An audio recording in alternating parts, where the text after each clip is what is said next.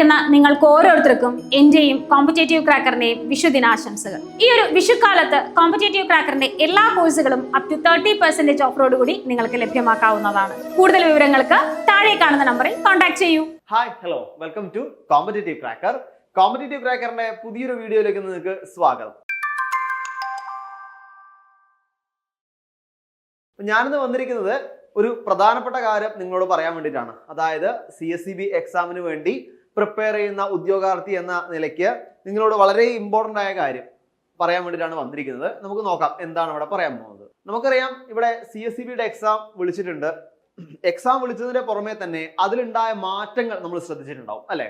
അതായത് നമ്മളുടെ total question 160 question എന്ന രീതിയിൽ നിന്ന് 100ലേക്ക് മാറിയപ്പോൾ എക്സാം പാറ്റേണിലും ചില മാറ്റങ്ങൾ വന്നു. കഴിഞ്ഞ ദിവസം തന്നെ നമ്മൾ അതുമായി ബന്ധപ്പെട്ട ഒരു വീഡിയോ എടുത്തതാണ്. കാരണം ഓരോരോ ഏരിയയിൽ നിന്നും ചോദിക്കുന്ന ക്വസ്റ്റ്യൻസ്, അതായത് ക്വസ്റ്റ്യൻ അതിന്റെ മാർക്ക് എത്രത്തോളമാണെന്ന് വിശദീകരിച്ചുകൊണ്ടൊരു വീഡിയോ നമ്മൾ കഴിഞ്ഞ ഒരു ദിവസം പുറത്തുവിട്ടതാണ്, നിങ്ങൾ കണ്ടിട്ടുണ്ടാവും. സോ അതിൽ നിന്ന് നമുക്ക് മനസ്സിലാവുന്ന കാര്യം, എൻറ്റയർലി നമ്മളെ ഏരിയയിൽ നിന്ന് ഒരു മാറ്റം ഉണ്ടായി തുടങ്ങുകയാണ്. അതായത് ഒരു PSC ലെവലിലേക്ക് നമ്മൾ എന്ത് ചെയ്യണോ, ഈ ഒരു എക്സാം മാറുകയാണ്. അതിന്റെ ഭാഗമായിട്ടായിരിക്കും ഇത്തരം മാറ്റങ്ങൾ നമ്മൾ ഉണ്ടായിക്കൊണ്ടിരിക്കുന്നത്. സോ അതിൽ നിങ്ങൾ മാർക്ക് ഡിസ്ട്രിബ്യൂഷനിൽ വളരെ ഇമ്പോർട്ടൻ്റ് ആയിട്ടുള്ള രണ്ട് കാര്യം, അതായത് നമ്മൾ കോപ്പറേഷൻ ആണ് പ്രധാനമായും ഫോക്കസ് കൊണ്ട് പഠിക്കുന്നത് അല്ലേ. സഹകരണ മേഖല ആയതുകൊണ്ട് തന്നെ കോപ്പറേഷനുമായി ബന്ധപ്പെട്ടാണ് നമ്മൾ എന്ത് ചെയ്യുന്നത്, കൂടുതൽ ഇമ്പോർട്ടൻ്റ് ആയിട്ട് പഠിക്കുന്നത്. പക്ഷേ അവിടെ കോപ്പറേഷൻ കടത്തി വെട്ടിക്കൊണ്ട് മാർക്ക് ഡിസ്ട്രിബ്യൂഷനിൽ ഒന്നാമത് നിൽക്കുന്ന രണ്ട് ടോപ്പിക്കുകളുണ്ട്.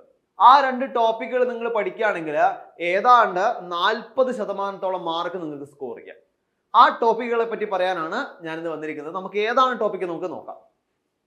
നോക്കൂ, ഇതാണ് ആ ടോപ്പിക്ക്. ടോപ്പിക് ഏതാണ്? ഒന്നാമത്തെ ടോപ്പിക്കിന്റെ പേര് ബാങ്കിങ് എന്നാണ്. രണ്ടാമത്തെ ടോപ്പിക്കിന്റെ പേര് അക്കൗണ്ടിങ് ആണ്. ഇതിൽ നിന്നും ഓരോന്നിൽ നിന്നും 20, അതേപോലെ തന്നെ 20 ക്വസ്റ്റ്യനുകള്, അതേപോലെ തന്നെ 20 മാർക്ക്, ടോട്ടല് 40 മാർക്ക് നമുക്ക് എന്ത് ചെയ്യാൻ പറ്റും, ഈ രണ്ട് സബ്ജക്റ്റുകൾ വെച്ച് നമുക്ക് കിട്ടും. സബ്ജക്റ്റുകൾ ഏതാ ഒന്നുകൂടി പറയാം, ബാങ്കിങ്ങും അക്കൗണ്ടിങ്ങും.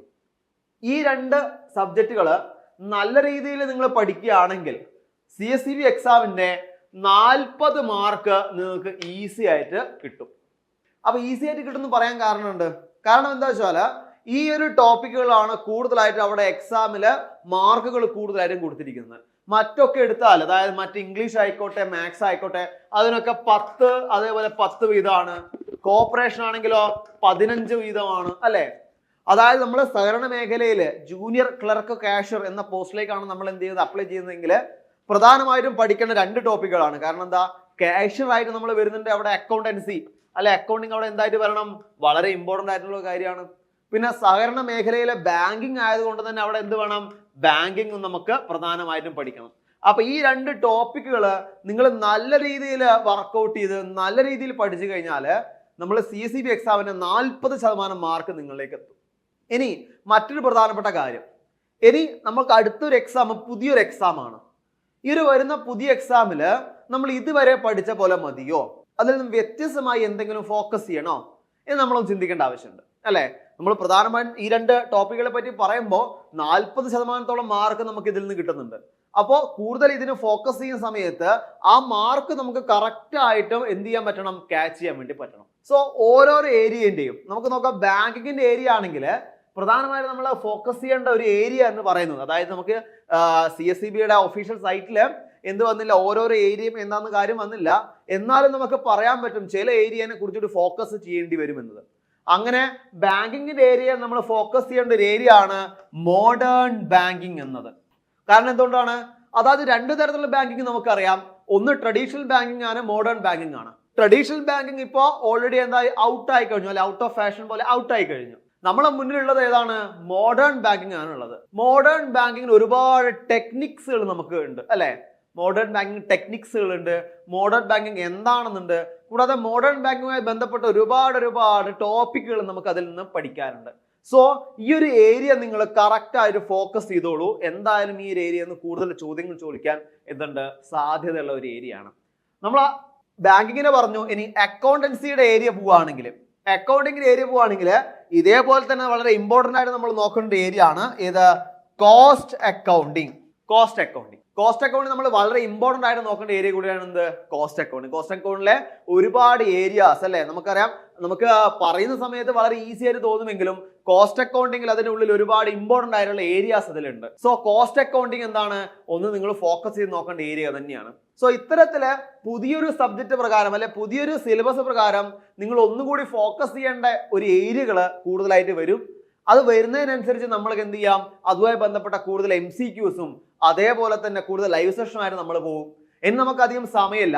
നമുക്കറിയാം ഇപ്പൊ തന്നെ ഏതായ ഏപ്രിൽ മാസമായി, ഏതാണ്ട് മെയ് അവസാനം ജൂണോട് കൂടി നമുക്ക് എന്ത് ചെയ്യാം? എക്സാം പ്രതീക്ഷിക്കാം. അങ്ങനെ പ്രതീക്ഷിച്ച സമയത്ത് നമുക്ക് എന്തില്ല? അധിക സമയമില്ല, വളരെ ചുരുങ്ങിയ സമയം മാത്രമേ ഉള്ളൂ. ഈ ചുരുങ്ങിയ സമയം കൊണ്ട് അവിടെ നിന്നും ഇവിടെ നിന്നൊക്കെ ഒരുപാട് വൈഡായിട്ടുള്ള ഏരിയകൾ നോക്കാതെ കറക്റ്റ് ആയിട്ട് നമ്മളെ സിലബസിലുള്ള ഫോക്കസ് ഏരിയ മാത്രം നോക്കി കൂടുതൽ ലൈവുകളിലൂടെ പഠിക്കുമ്പോഴാണ് നമുക്ക് എന്ത് ചെയ്യുക? കൂടുതൽ അതിന് ഇമ്പോർട്ടന്റ് ആയിട്ട് നമുക്ക് വരിക അല്ലെ. ലൈവ് ക്ലാസിന്റെ പ്രത്യേകത നമുക്ക് എന്താ? അതായത് ലൈവ് ക്ലാസ് വരുന്ന സമയത്ത് ഒരു ഫാക്കൽറ്റിനോട് നമുക്ക് ചോദിക്കാം, എനിക്ക് ഇന്ന ഏരിയയിൽ സംശയമുണ്ട്. അതായത് ഇപ്പൊ മോഡേൺ ബാങ്കിങ് ആണ്, ഇന്നത് എനിക്ക് സംശയമാണ്, അത് അന്നേരം നമുക്ക് ക്ലിയർ ചെയ്ത് പോവാം, പിന്നീടേക്ക് വെക്കേണ്ട ആവശ്യമില്ല. അപ്പൊ അത്തരത്തിൽ ലൈവ് ക്ലാസ്സുകൾക്ക് വളരെ ഇമ്പോർട്ടന്റ് ഉണ്ട് ഈ ഒരു ചെറിയ സമയത്ത് അല്ലെ. ഈ ഒരു ചെറിയ സമയം കൊണ്ട് നമുക്ക് ക്രാക്ക് ചെയ്യാൻ പറ്റണമെങ്കിൽ പ്രധാനമായിട്ടും എന്തുകൊണ്ടായിരിക്കും? അത് ലൈവ് ക്ലാസ് കൊണ്ടായിരിക്കും. സോ അതുകൊണ്ട് തന്നെ ലൈവ് ക്ലാസ്സുകൾക്ക് കൂടുതൽ ഇമ്പോർട്ടന്റ് കൊടുത്തുകൊണ്ട് കോമ്പറ്റേറ്റീവ് ക്രാക്കർ ഒരു പുതിയ കോഴ്സ് നമ്മൾ സ്റ്റാർട്ട് ചെയ്യാണ്. അതാണ് CSCBയുടെ clerk, junior clerk cashier new batch ആണ്. പ്രധാനമായിട്ടും ഈ ഒരു കോഴ്സിന്റെ പ്രത്യേകത കൂടുതൽ ലൈവ് ക്ലാസ്സുകൾ പ്രൊവൈഡ് ചെയ്യുന്നു എന്നാണ്. ആ ലൈവ് ക്ലാസ്സുകൾ പ്രൊവൈഡ് ചെയ്യുന്ന കൂടെ തന്നെ നിങ്ങൾക്ക് ഡൗട്ടുകളും മറ്റും അന്നേരം തന്നെ ചോദിച്ച് മനസ്സിലാക്കാം. ഇനി അഥവാ നിങ്ങൾക്ക് ഡൗട്ടുകൾ ചോദിക്കാനില്ല, അല്ലെങ്കിൽ നിങ്ങൾക്ക് ആ ലൈവിൽ കയറാൻ പറ്റിയില്ല, നിങ്ങൾ പേടിക്കണ്ട. ഈ ലൈവ് സെഷൻ നിങ്ങൾക്ക് ആപ്പിൽ എവിടെ കിട്ടും? റെക്കോർഡായിട്ട് കിട്ടും. സോ അടുത്ത ലൈവിലേക്ക് ആ റെക്കോർഡ് കണ്ട് നിങ്ങൾക്ക് എന്ത് ചെയ്യാം? ഡൗട്ട് ഉണ്ടെങ്കിൽ അത് അടുത്ത ലൈവിൽ നിങ്ങൾക്ക് ചോദിച്ച് മനസ്സിലാക്കാം. കൂടാതെ ആ റെക്കോർഡ് സെഷന്റെ കറക്റ്റ് ആയിട്ടുള്ള PDF നോട്ടുകൾ നിങ്ങൾക്ക് അവൈലബിൾ ആണ്. കൂടാതെ മെന്റർഷിപ്പ് സപ്പോർട്ട് ഉണ്ട്. ഇത് ഒരുപാട് ഫീച്ചേഴ്സോട് കൂടിയാണ് ഈ ഒരു പുതിയ ബാച്ച് നിങ്ങൾ സ്റ്റാർട്ട് ചെയ്യുന്നത്.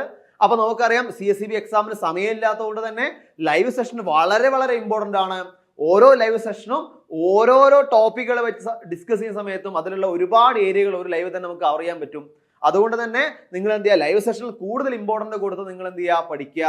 ആ ലൈവ് സെഷനുമായി ബന്ധപ്പെട്ട ഡൗട്ടുകൾ അന്നേരം തന്നെ ക്ലിയർ ചെയ്യുക. ഇത്തരത്തിൽ നമ്മളെ പുതിയ ബാച്ച് ഇവിടെ ഉണ്ട്. അപ്പോൾ ബാച്ചുമായി ബന്ധപ്പെട്ട കാര്യങ്ങൾ അറിയാനും നിങ്ങൾക്ക് ബാച്ചിൽ ജോയിൻ ചെയ്യാനും വേണ്ടി നിങ്ങൾക്ക് അവിടെ ബോർഡ് നമ്പർ കൊടുത്തിട്ടുണ്ട്. അതിൽ നിങ്ങൾക്ക് എന്ത് ചെയ്യാം? കോൺടാക്ട് ചെയ്യാം. ഇനി കൂടാതെ നിങ്ങൾക്ക് ഇനി ഏതെങ്കിലും ഡൗട്ടുള്ള ഏരിയ ഉണ്ടെങ്കിൽ, നമുക്ക് ഏതെങ്കിലും ഡൗട്ടുള്ള ഏരിയ നിങ്ങൾക്ക് യൂട്യൂബിലൂടെ നിങ്ങൾക്ക് വീഡിയോസ് ആവശ്യമാണെങ്കിൽ താഴെ ഒരു ഫോം കൊടുത്തിട്ടുണ്ടാവും. ആ ഫോമിൽ നിങ്ങളുടെ ഡൗട്ടുള്ള ഏരിയ നിങ്ങൾ കമന്റ് ചെയ്യുകയാണെങ്കിൽ, ടൈപ്പ് ചെയ്യുകയാണെങ്കിൽ, ആ ഗൂഗിൾ ഫോമിൽ ആഡ് ചെയ്യുകയാണെങ്കിൽ ആ ഏരിയ നിങ്ങൾക്ക് വന്ന് എടുത്തു തരും. ഓക്കെ, അപ്പൊ ഇത്രയും ഒരു കാര്യമാണ് പറയുന്നത്. ലൈവ് സെഷന് കൂടുതൽ ഇമ്പോർട്ടന്റ് കൊടുത്താണ് നമ്മളെ പുതിയൊരു കോഴ്സ് ഇവിടെ വന്നിരിക്കുന്നത്. സോ മടിച്ചു നിൽക്കാതെ എല്ലാവരും എന്ത് ചെയ്യുക? പെട്ടെന്ന് തന്നെ ജോയിൻ ചെയ്യുക. അടുത്തൊരു വീഡിയോയുമായിട്ട് നമുക്ക് അധികം വൈകാതെ കാണാം. അപ്പൊ അതുവരെ ബൈ.